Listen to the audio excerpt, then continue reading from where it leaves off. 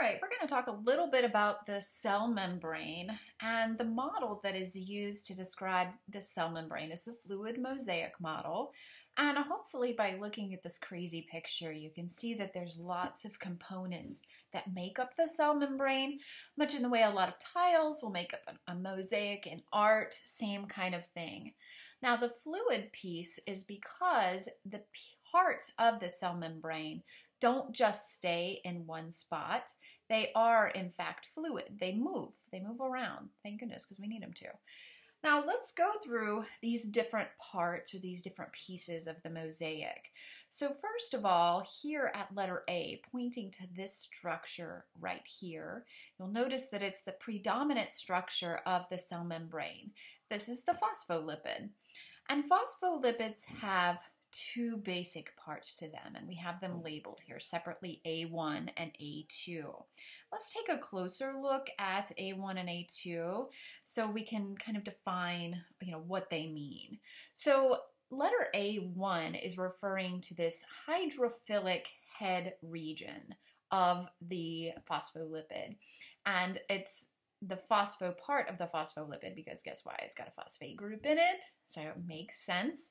Now, if you use your word within a word, you know that hydro means water. Philic means loving. So the phosphate group, the head region, is considered hydrophilic, which means that it loves water. And so it can be in contact with water and not be repelled by it. Now the other end, these long chains here, which are long hydrocarbon chains, are considered the hydrophobic tails. Again, hydro referring to water, and this time phobic meaning fearing. So these tail regions don't mix with water, and you know this if you've ever dropped oil into water. You know that the oil molecules stay together away from the water. Now, what we have here are fatty acids, and if you remember from our biomolecule unit, lipids are made of a glycerol, there's your group, and fatty acids. And we've got two fatty acid chains here, a saturated fatty acid chain and an unsaturated chain. And hopefully you notice this picture this part of the picture right here indicating a double bond, because you'll recall that an unsaturated fat has double bonds in the chain. Now, a way to think about how phospholipids orient themselves is by thinking about musk oxen. And I know that's kind of a weird analogy, but I got it from Bozeman Science, and it's a good analogy if you think about it.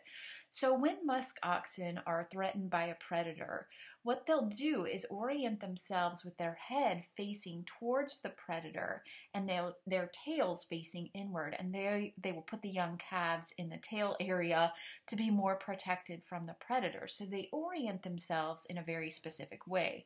Phospholipids do the same thing. You can see the way that they are on this drawing. You've got the head regions either pointing towards the outside of the cell, or let's see here, or they're pointing to the inside of the cell. So head regions out or in, and then the tail regions make up the middle. So think of it kind of like a sandwich. So for H and I, we've got the bilipid layer. So all that's saying is we've got these phospholipids oriented into two layers, tails facing in, heads facing out or towards the inside of the cell. All right, let's talk about some other components that make up the cell membrane. If you look right over here at B, you can see a head region of a phospholipid, and then you've got this chain attached to it. Well, this chain is a carbohydrate chain, and so this is considered a glyco, right, referring to the sugar part, the carbohydrate part, and the lipid, which is right here. So this is a glycolipid, and its main job is to function in cell-to-cell recognition, so that when you've got your immune cells cruising through your body trying to find anything that's foreign or that's not supposed to be there, these chains play a major role in that, and your cells have specific chains, and they say to your immune system, I am self, do not destroy me, please. And then you come over here to C and D. What C is pointing to is a protein component of the cell membrane. And you'll notice again, here's another chain, and it's a carbohydrate chain. So again, the glyco refers to the carbohydrate piece, and then this is a protein. So this is a glycoprotein. It has kind of the same job as the glycolipid, which is cell-to-cell recognition, telling your immune system that these are your cells, do not destroy them. Let's move down here to letter E, which is right here, and you can see some more pieces of letter E kind of throughout the membrane. Now, if you'll recall from our biochem unit, when we talked about lipids, we gave several examples. This is another example of a lipid. This is cholesterol, and cholesterol we always think of as being bad for us and clogging our arteries, but cholesterol is an integral part of every cell membrane in our body. So we do need a little bit of it, just not a lot. Now the cholesterol is going to give some stability to the membrane. Remember, because it is fluid and things are moving around, we need to solidify it just a little bit, and so cholesterol will help do that. Now letter F here, and also we could draw an F line to this guy here. These are the peripheral proteins, and they do a lot like what the cholesterol does, which is provide stability to the membrane. And what they do is attach to the cytoskeleton.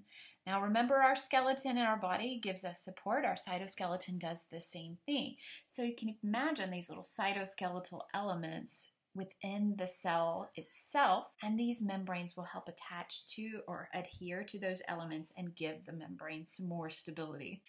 And then we move over here to letter G, and letter G has a very important function, which is to allow things both into and out of the cell.